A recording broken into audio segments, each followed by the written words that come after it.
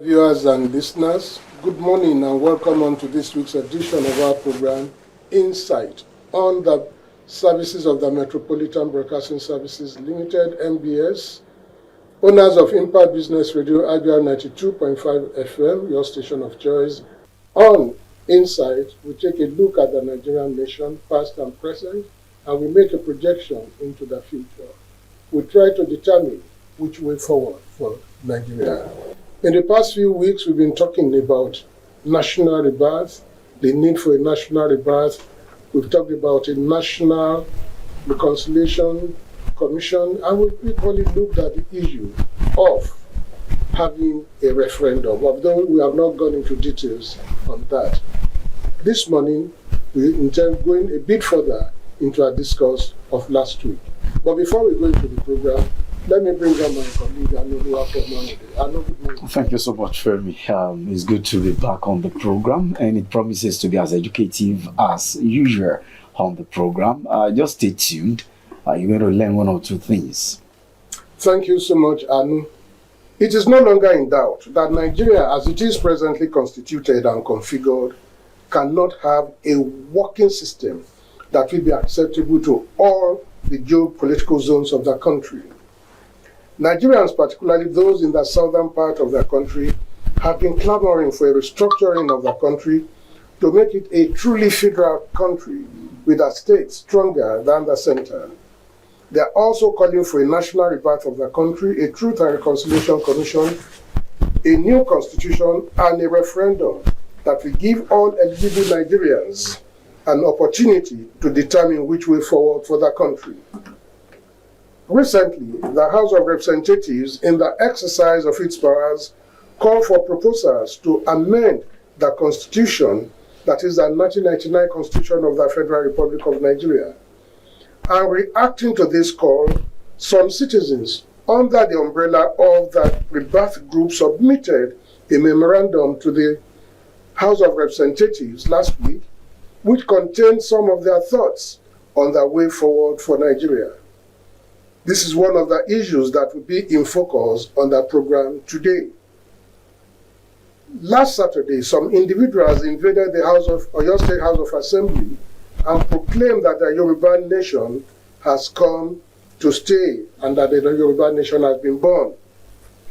They hoisted the flag of the Yoruba nation, and in a viral video clip, one Mrs. Onitiri Abiola claimed that the Yoruba nation has indeed come to stay. These individuals were later routed by security forces and a number of them arrested. And you want to ask several questions.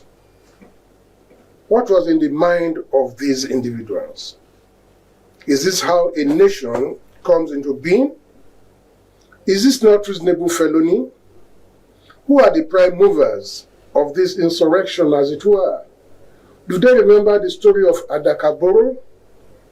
This is the second issue that shall be in focus on Insight this morning. And with us in the studio, as usual, we have Dikin Owolabi Oladejo. You are most welcome, sir. Good morning. Thank you for your time. And also we have Barrister Larry Aguru. You are most welcome, sir. Thank you for having me. Good day. All right, thank you so much for your time. Dikin, let me start with you. That which happened over the weekend in Ibadan, the sectariat invasion. When you heard of it, what came to your mind? Classical definition of insanity. It's insanity.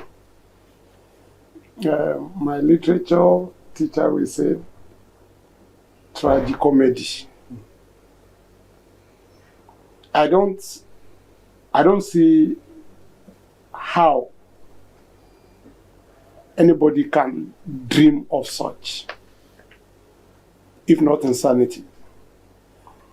But then, if we are to look at it properly, to me, it signals that it's not yet Uhuru.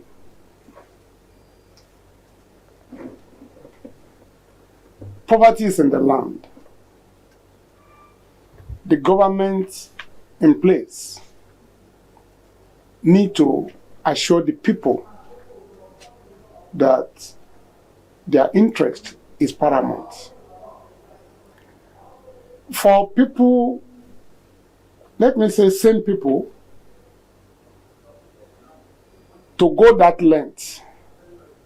How many are there? What ammunition do they have? And suppose you get Secretariat Ibadan. Kilo equal to. What will you get from it? You are going on Saturday. Meaning you're already a coward. You know not many people will be there. Will you remain there on Saturday, remain there on Sunday, and be waiting for the governor and the assembly members? I mean, that's why I call it tragicomedy. It's unfortunate, but then we need to be careful. We may say it's insanity. How did Boko Haram start? It's showing that the mind of our people are now very, very easy to manipulate. For people to, I don't know how much they will be given, the young boys or young girls, minus one or two elderly people that are there, to be mobilized to go to Secretariat on Saturday. What do they want to achieve? So the fact is, government need to have a clearer look at the underneath of most of the things happening. You think it's beyond that which was seen on Saturday? The society is restless. It wouldn't be easy for anybody to tell you now to wear camouflage and go to Secretariat. I don't think so. Why? Because you have hope. You are working. Ask any of those guys that were taken there. What's their means of livelihood? But one is a lecturer. You are talking of aggrieved people. You had a lecturer here the other time. Do you know what's going on in the mind of some of these people? It's not, I'm not saying they are not educated. That's not what I'm saying. I'm saying, do they have hope for tomorrow? Why will somebody decide to go to Morocco and cross through the sea after all this? It's because the risk is already there. If you take this risk, if you don't take it, it's the same thing. So they can't see the future. I'm not talking about being a lecturer, being a professor. Go and meet some of these graduates. They are more frustrated because they went to school with a mindset that after 4 years, after whatever number of years, when I come out, at least I'll be able to fend for myself. But most of these guys are still sleeping in their father's sitting room. Okay, Barrister Langagoro, looking back at that situation on Saturday, what immediately came to your mind? Let me start by way of one German philosopher, Rebirth. He said, and I quote, he said, to die for a cause is noble. It's noble, yes. And your death promotes it. If your death will not promote it, it is then your actions become mere fanaticism. They were just fanatics. Fanatics of Yoruba nation. It is so sure that their death, their arrest will never promote that cause. So they are just being fanatical. And fanaticism drives anybody anyhow. How did he drive them? He drove them to the extent that, one, you have cartridge gun, and you believe in your juju, and none of them availed them when they were confronted with superior powers. But it pains me. Why? Because it makes mockery of where I belong. And that is a Yoruba tribe. I'm not an ethnic independentist, no. But I belong to Yoruba race. Like the late Bolagi will say, that he was first an Ijesha man before he's a Yoruba, or he was a Yoruba. He was a Yoruba before he became a Western Nigerian, and in the Western Nigerian before he became a Nigerian, because I'm a Yoruba man. It made mockery of what people thought Yoruba had as a fallback on. That is the traditional power. So none of it availed any one of them. They were just captured like birds, put in a cage. That is one. Two, the issue of life with the situation on ground is, if I live, I'm useless. If I don't live, I'm useless. Useless. So I better go and just die like that too. That is why none of them was remorseful. At least 2 or 3 of them that were interviewed, including the lecturer, who could be earning nothing less than at 120,000 or 150,000 a month. So believing a cause is another thing. Fighting that cause is another thing. And the environment, the socio-political environment or economic environment of the society is another thing. Those are the inducements. They are not necessarily incentives. They are just the inducement. Induce them to taking irrational actions. Irrational in the sense that it is not a movement. Some of us have had to engage in a movement when we were in school. We knew what activism was and is all about. You want to take over a government. You were not trained in guerrilla warfare. And it wasn't guerrilla. It wasn't as if, as the Dickens said, that you went there, you just wanted to hoist the flag and run away. You wanted to stay with it. That is madness. That is one. And Ibadan does not symbolize Nigeria.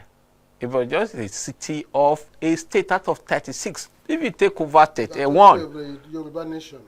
It's okay, out of 6.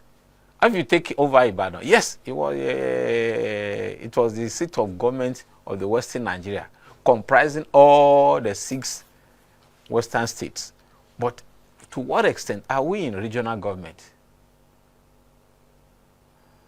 Recall in 1967, Ojukwu took over Benin, Yes. on his way to Lagos before it met his Waterloo at Ore. Could it have said because he took over Benin, which was mid-western Nigeria, the whole of the West had been taken over? At the end of the day, it came to naught. So what we are saying in essence is that the fact that you were able to enter and you jumped fence, you didn't come with massive fireworks to the extent that you scatter everywhere and people will now know you have arrived. You just went there trying to do what was not. It was a shenanigan that had to be condemned. Of course, there are agitations, and there are so many nations in the country, ethnic nationalities. So with that now, there will be various agitations, which we already have. With the non-functional or dysfunctional Nigeria, dysfunctional Nigeria now. With that now, what do we do with it? There's a call to duty for our people that leadership, of course we have rulers now, we don't have leaders. Leadership is all about the people itself and maintaining the nation. If they had based on the assessment of what we saw, there is nothing on ground. You see, the Yugoslavia, after the demise of Father Tito, as small as it was, broke into 6 nations and 2 provinces. If you look at the way, the trajectory, some people started it, whether the Serbians or the Croatians. And you remember what happened subsequently. Blood was made to flow. And we have Czechoslovakia. I doubt if some of those listening to us or watching us remember there was a nation like Czechoslovakia. That was one nation of 4 nations that didn't go into war before it separated into Czech Republic and Slovak Republic. So if that is because I'm not an apostle of separation, sincerely yours. I'm not an apostle. I'm a Pan-Africanist to the core. I'm a Pan-African. If I'm a Pan-African, that means I go beyond Nigeria. I expect like a Pan-Africanist. I'm an apostle of Kwame Nkrumah. That we need a nation as a black race to come together, but breaking into pieces is not what I want. Okay. It's not for me. Okay. So I will now have supported the Yoruba nation, but I belong to Yoruba, no doubt about it. Okay. And let's go to the document submitted. The National Assembly is on an exercise. URN submitted a document. The Rebirth Group submitted a document that will hasten the national rebirth that we've been talking about. Can you tell us some of the features of this document? The features of the document are simple. Just like my friend here said, nobody is talking about balkanizing the country. But Nigeria can do far better than it is doing. And what we wrote in the document is simple. We are of the opinion that this piecemeal approach will not help anybody. Piecemeal approach of constitution amendment. Today the leg is bad, tomorrow the eye is bad. So we are talking of a holistic... We need to do a holistic review of how we came together and how we can move. A new constitution, as it were? A were? new constitution. A totally new constitution. My friend here said something just now. And I don't think anybody will doubt it. This is a country with so many nations amalgamated or bundled together. And we've not really found a way of asking Lanre, what do you want? I guess somebody invited him to sit down here. Somebody told him where to sit. Because there are rules. Nigerians need to face the reality, the damning reality of the fact that we are essentially different. And there is an extent to which you don't play with puffer fish. I hope you know puffer fish. One of the most dangerous animals yes. in the world. You don't touch it. You don't even come near it. And that is what our situation is becoming. So we submitted a document saying, can we please have a new constitution? Can we please get people to sit down and say, hey, you in Sokoto,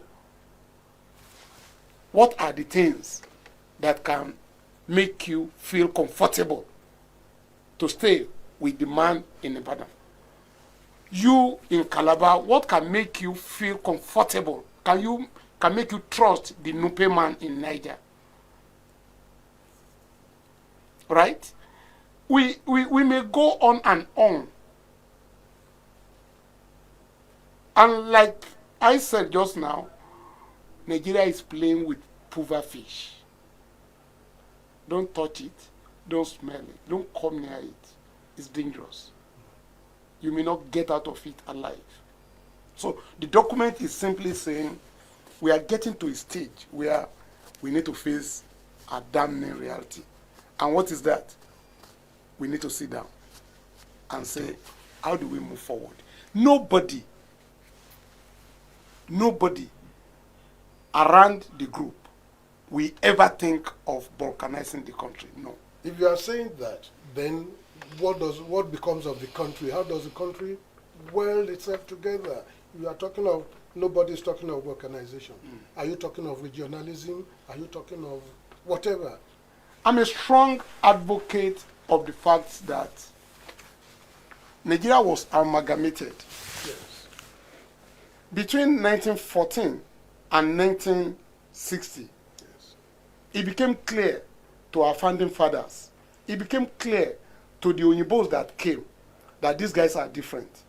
And they sat down to say, how do we govern? Right? The resources of each region belong to that region.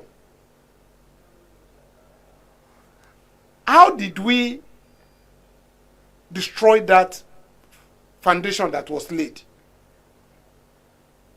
How did we go to this level that I can no longer trust you? You can no longer trust me.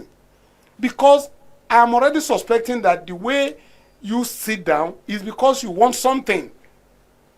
Just your sitting down there like that is making, when you keep silent, right?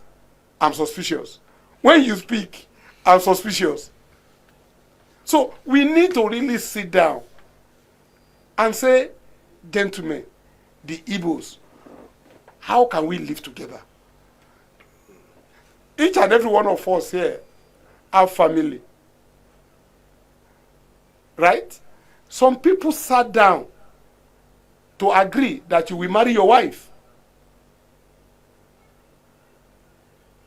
I hope I'm correct. Even if nobody sat down, there is a way you approach her that she agreed to be your wife. You just don't come to my house, pick my daughter, and say it is done. So, the document is essentially saying, let us have united regions of Nigeria. Thankfully, Barrister Guru, you've been in the National Assembly. How many of such documents? I'm aware that your assembly then, started this amendment of a thing. How many of such documents have you taken? When the National Assembly, takes such documents, what do they do with them? So we know whether there is light at the end of the tunnel. How do we start? Let me say before I forget, lest I forget. There's this thing that came to my mind. I just read, when I was reading, I came across these two words. They said geese galloping. It's doing one thing to take attention from the other. The most important thing, just to distract you, geese galloping. Distraction. That is what we are doing right now in Nigeria. Geese galloping. Geese galloping. So you are saying this thing about constitutional amendment is just a diversionary thing?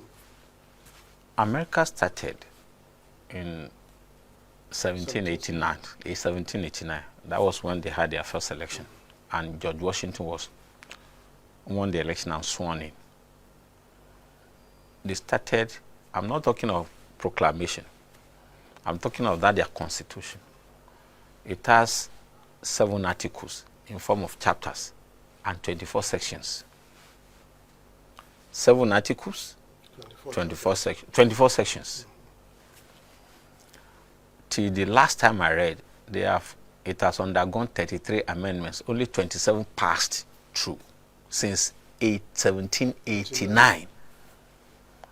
Nigeria, 1999 constitution, has about 9 chapters or 8 chapters and 320 sections. 320 sections.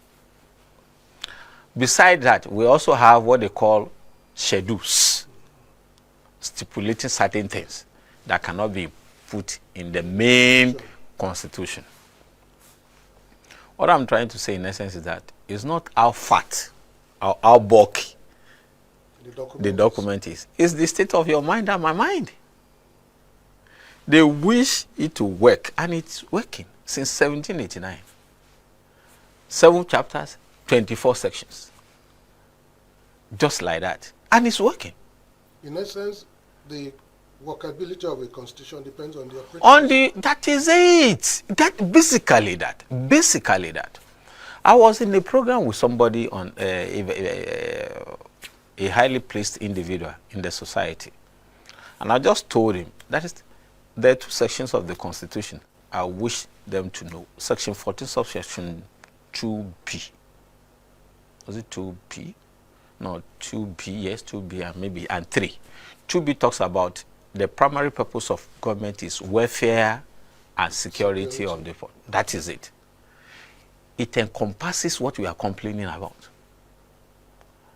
The Deacon said, yes, that what do you want? If that is what is taken care of by the government, do you need any agitation? That subsection of the Constitution. The other third one is that because we are not homogeneous, it talks about the issue of federal character, it says it succinctly by telling us that, come, no part or no section or no group or ethnic nationality will take over the departments, agencies of the government such that other people will be left behind. The purpose of this is to engender national unity. To engender national unity. It does not take care of everything. But once Anu gets there, it becomes a what? It becomes an emperor. And nepotism sets in. Lanre used to be with Lanre used to be with me. Put him there. Even if Lanre is incompetent, is most incompetent individual for that particular office. But because I'd worked with Anu, so he has bought my loyalty. And whatever he does, I will be the one to go to town for singing his praises. Even when I know my boss is incompetent. That is one. The other one is, he asked this question. Yes, how much of this document? People bring documents. People, they bring documents. But do we have competent individuals in the National Assembly? If you do you have competent people at the state level? You look at Section 9, Section 10 of the Constitution that talks about the amendment. Section 9 talks about, I think, how to create states. It is 10 that talks about how to amend the Constitution. You have to go back to they're so crafted that you have to go back to the states. And the states' houses of assembly, 2/3 of them will have to approve what the National Assembly has done. Coming to the National Assembly now, where it all originates from. You debate it, you put it there, it comes to you, they go around, because there is money in there, about 1 billion naira each year for each chamber of the house, and they have to spend it. They don't return money, that is one way or the other. So after they have spent it, they will say they are collating. They collate, they don't even go to states again, they go to headquarters of the imaginarily created geopolitical zones. Imaginarily created geopolitical zones. The 6 geopolitical zones. You call it 6, but they are imaginarily created. They are never found in the Constitution. First schedule of the Constitution talks about the state and the local government. You will never see any schedule of the Constitution that spoke about or talks about geopolitical zones. Okay. That is why it is imaginarily ingrained in the forehead or in the brains of those who are ruling us when they want to cheat. So they come there. When they get to there, they debate it, they pass it, fine. But they have always almost taken all, like the last one, I think they did 46 or 50 something. Only less than 20 passed through at the State House of Assembly, because they will need 24 states houses of assembly to pass it before it becomes law and it become part of the Constitution. They didn't get that thing. As long as you have governors, I know as an emperor in the state as governor, and prince as also an emperor too, or deacon as a governor. He dictates to his assembly what will benefit, not what will benefit his state, but what will benefit his own clique personally. Okay. That is why governance is not about the people in Nigeria. It is about those individuals who have been privileged to be there. Dickin, let's look at it this way. Barrister Larry Agoro said he used the word imaginarily created zonal geopolitical zones. Where will these zones fit in the document, or where do you think they fit into the document submitted to the National Assembly by the Rebirth group? If you have listened attentively to what he said, he's telling you that the exercise is ab initio. I need to tell you that while we were working on the document we submitted, okay, let me say that I personally felt uncomfortable submitting anything because I know it's a road to nowhere. Even before. Even before, so, but you submitted in any case. Because people said it's better you submit and now have a reason to say we told you so. The truth is this: whatever proposal they are making for any amendment, he just told you how it works. Let's start from the beginning. The people that will consider these amendments, even in the House, How knowledgeable are they? about the issue, how prepared are they to do the needful? Now, let us imagine you scale that. You now need 24 states also. You now need 24 states. How do you get that? It is time. I know that whoever is selling kerosene will not agree with what I want to say. It's time kadale katusa. We just have to accept the reality of the fact that this nation is standing on a false foundation. Right? So let us sit down. Whatever amendment you are going to make, that you have a Pythagoras nation without right angle, triangle. I mean, I don't know whether Triangle. in Pythagoras theorem, that's what they give to you. The square of A plus square of B equals square of C. What does that mean? It means A and B are nothing unless they agree with C. But there is a critical condition for those who understand maths. It must be a right angle triangle. But do we have a right angle triangle in Nigeria where now other regions must have to match what C is doing? You have nothing less than 50% in a particular section. So whatever you are doing, even if you are able to say A plus B, you square A, you square B, you multiply yourself until you are able to square C, you are not even equal. It's already skewed, terribly skewed. It's a road to nowhere. In essence, we must define our terms of being together. We must look at it that you say we should sit down and look at it. Must we all agree to stay together? No. It's not. I dare say, I grew up in the north. Okay? And I'm sufficiently close to even the Easterners and Southside people to know that deep in the heart of most Nigerians, deep in our hearts, we love the country Nigeria. We want to be together. But must I stay with you when every time I must have to sacrifice my leg, my hand to satisfy you? Where I am, and I have no right, no equal opportunity. Because it is skewed. It's from skewed the onset. From the onset. And that is why, out of frustration, it's not that they wish to. Whoever you are hearing shouting, Igbo must go, or whatever, go through their elites. Go through everybody's heart.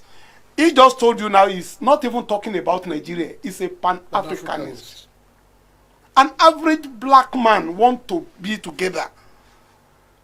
If you give the Igbo man the right and opportunity to aspire to any level he wants, so long as your brain can carry it, Igbo man is not willing to leave.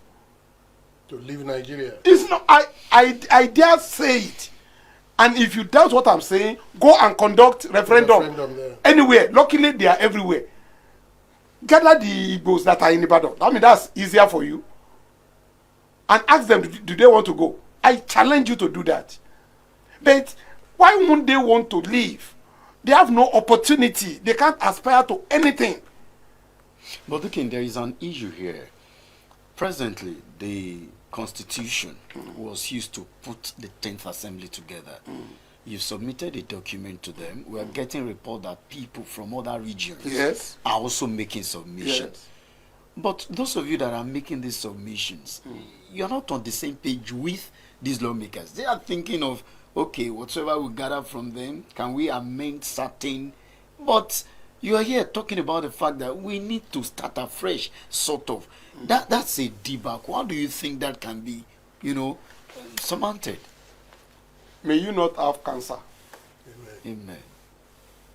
It's one of the most dangerous diseases I've come to know. But cancers don't just spread to kill. Cancer will start from a particular point. Yes. And if you identify it in good time, it's not dangerous. Just remove it or find a way of killing the cells. And you will live. If you allow cancer to spread around your body, the best doctors as of today cannot help you. You are gone. And when you get to that stage, you are going to have a painful exit. And that's what we are saying. We already identified there is a cancerous cell in this nation. Which is? Wow.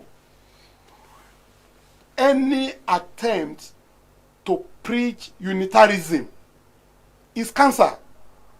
Settler colonialism is cancer. Which is giving birth to insecurity. I've just said it. How do you want to explain a lecturer? You just said it.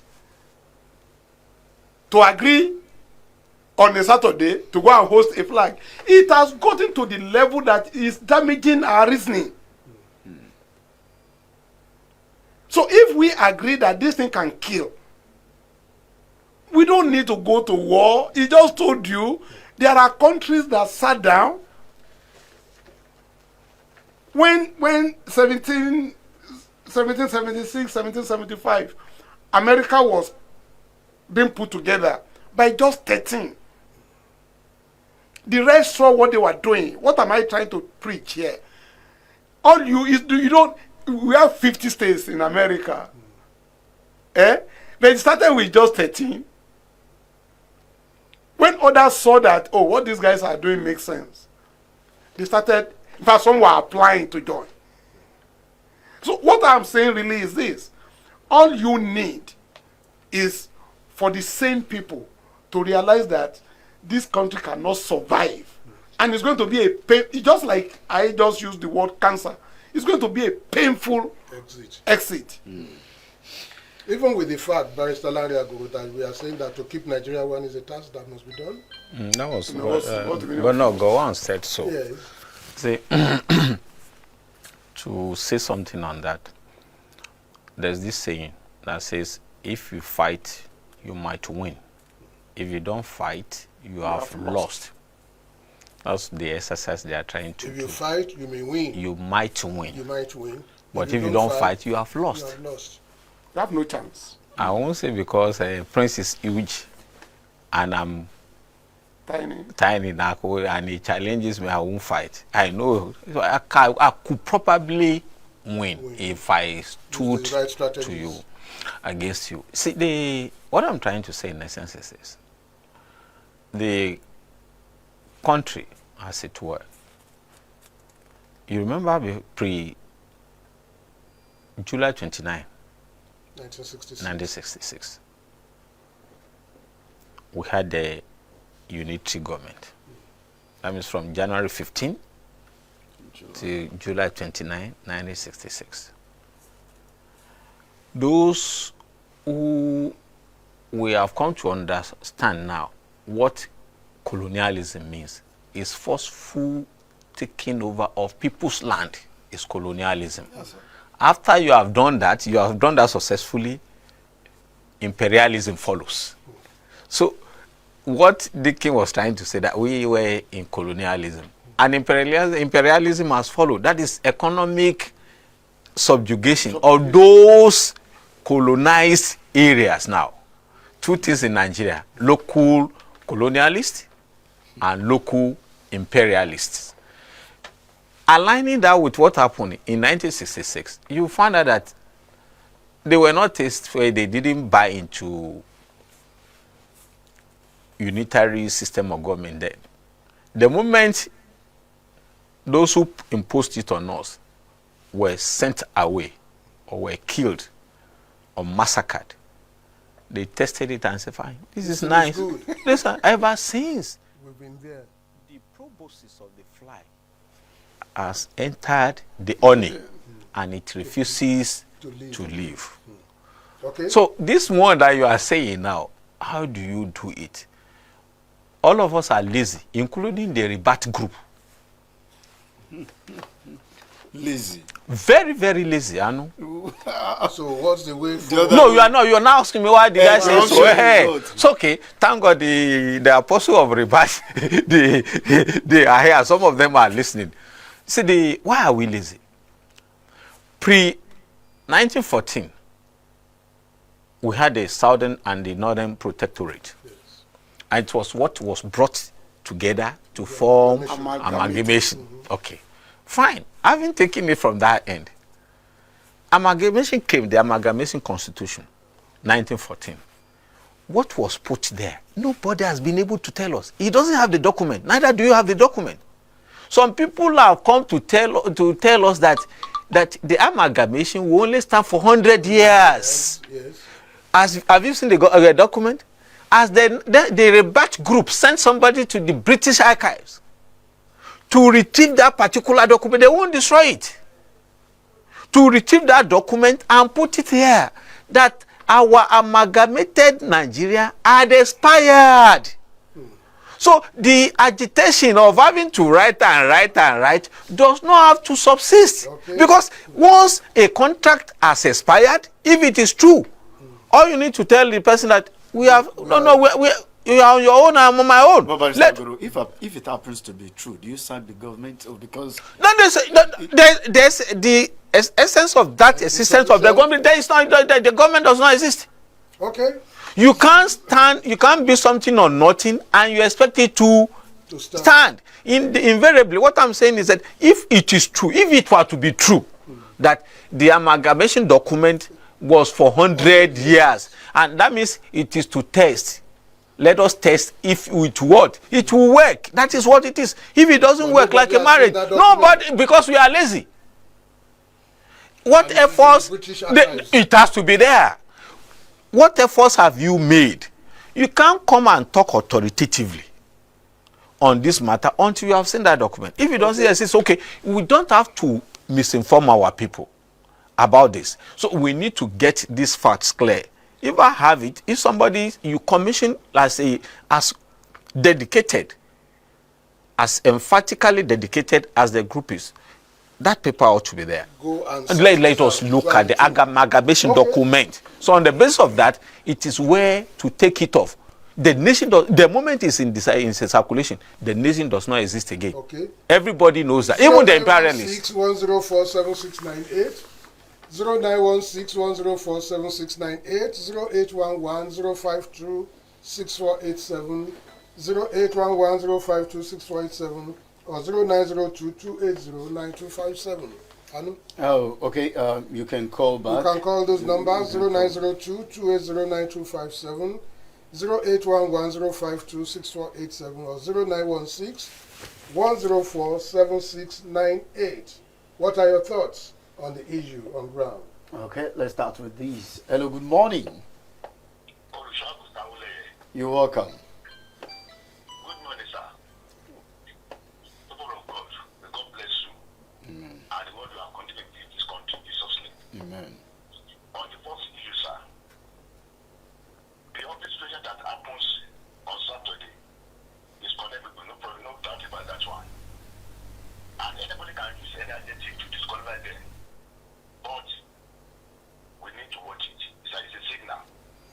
If those guys have been misled by the deep word from group of people and step into the government secretariat without minding the good or bad of their actions, there is need to watch it with money.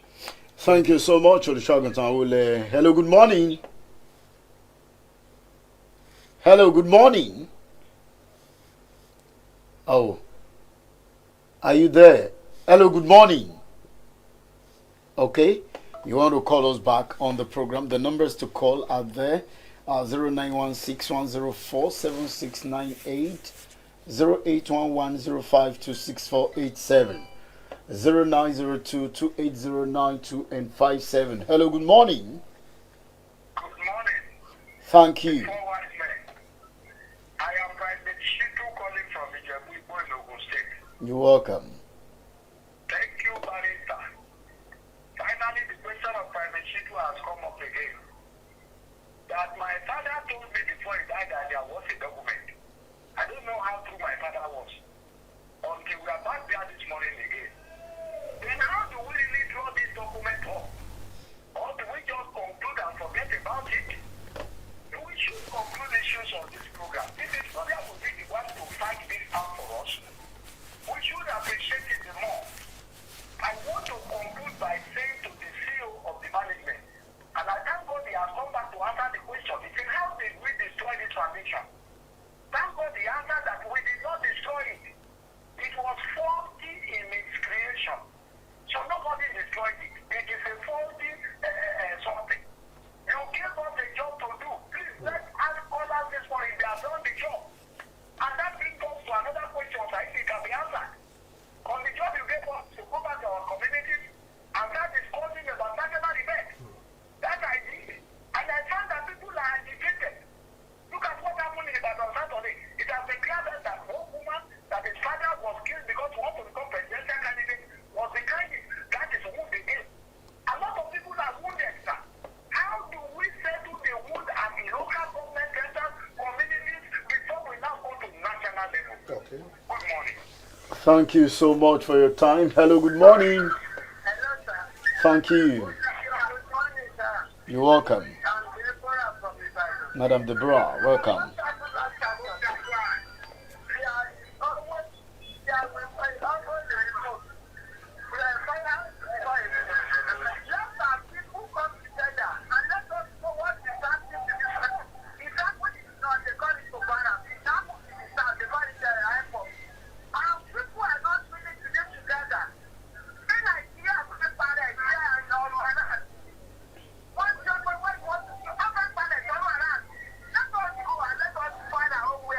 All right, Madam Deborah, thank you so much for your time. Hello, good morning.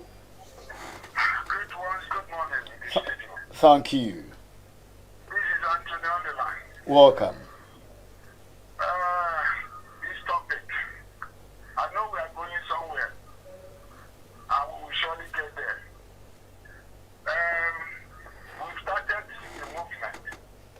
Right from that studio, we've already established the movement.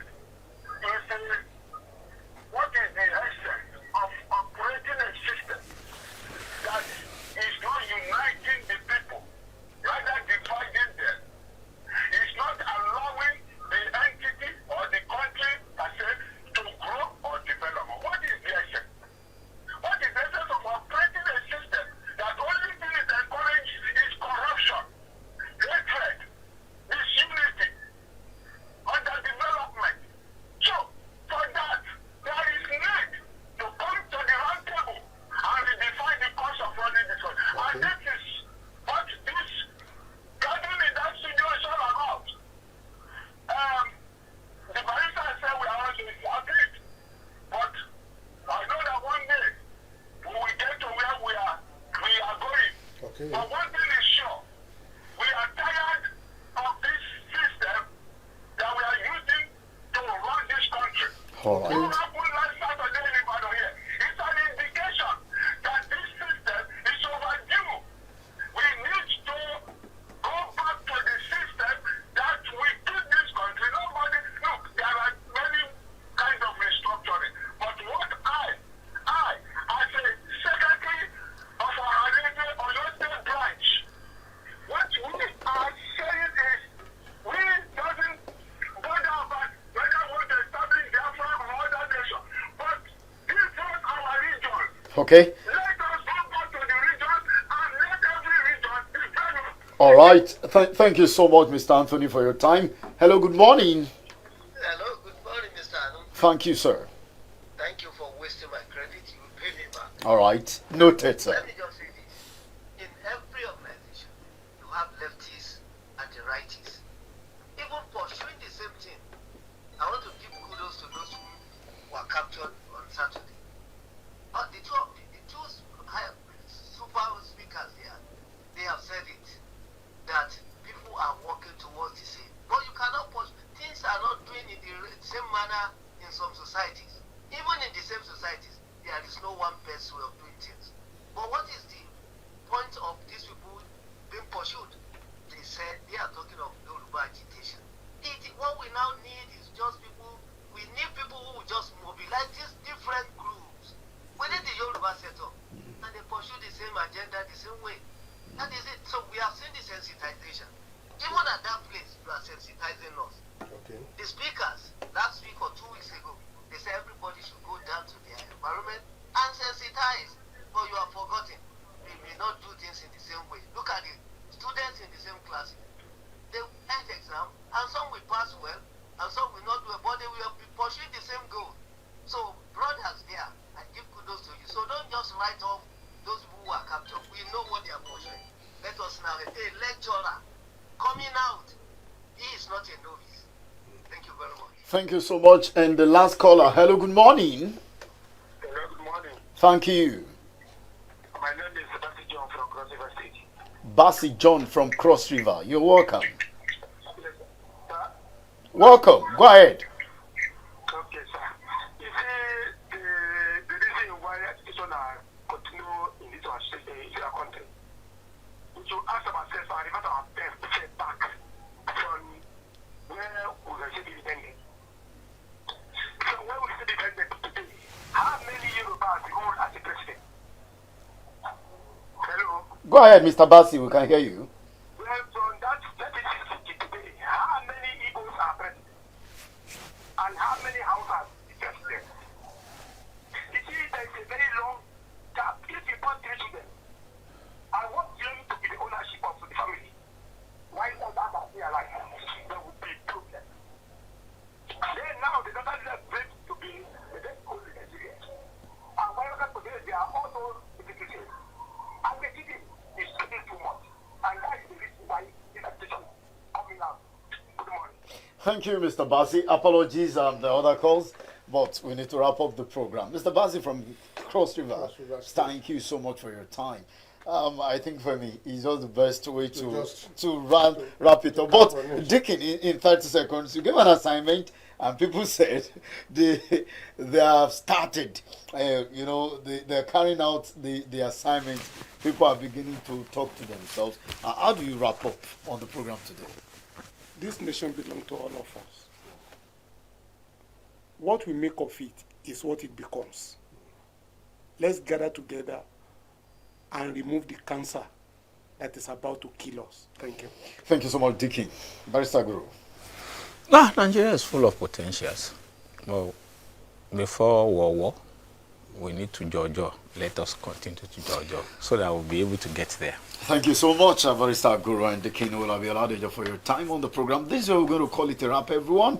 I am Anulu Akpomoride. Next week presents another opportunity for us to interact. Of course, stay tuned. We're going to be bringing something new, on the same topic, the way forward for Nigeria. Bye for now. It's just as Anu Oluwapomoride has said, we'll be bringing you new topics, new issues, still focusing on the Nigerian project, the way forward. How do we get there? And when we get there, how do we know that we are already there? My name is Adefemi Makpadero. I want to thank you for viewing and for listening. We'll see you next week. Have a very good day and God bless you all.